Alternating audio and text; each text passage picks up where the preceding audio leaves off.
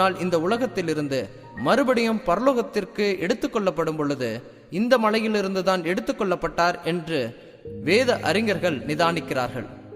கடைசியாக கொல்கதா மலை. இந்த மலையை கல்வாரி மலை என்றும் அழைப்பதுண்டு. ஆண்டவராகிய இயேசு கிறிஸ்து நம்முடைய பாவங்களுக்காக துடிதுடித்து அவருடைய கைகளில் ஆணிகள் அடிக்கப்பட்டு கால்களில் ஆணிகள் அடிக்கப்பட்டு நமக்காக அவருடைய உயிரை தியாகம் செய்தது இந்த மலையில்தான்.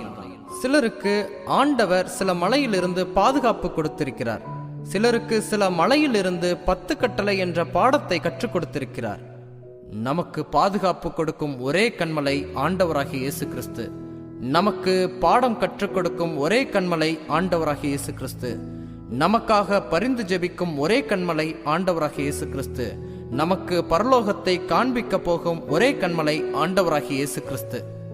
சங்கீதக்காரன் இவ்விதமாக எழுதுகிறார்: அவரே என்னுடைய கண்மலையும் என்னுடைய இரட்சிப்பும் என்னுடைய உயர்ந்த அடைக்கலமுமானவர். நான் அசைக்கப்படுவதில்லை. என்னுடைய இரட்சிப்பும் என்னுடைய மகிமையும் தேவனிடத்தில் இருக்கிறது.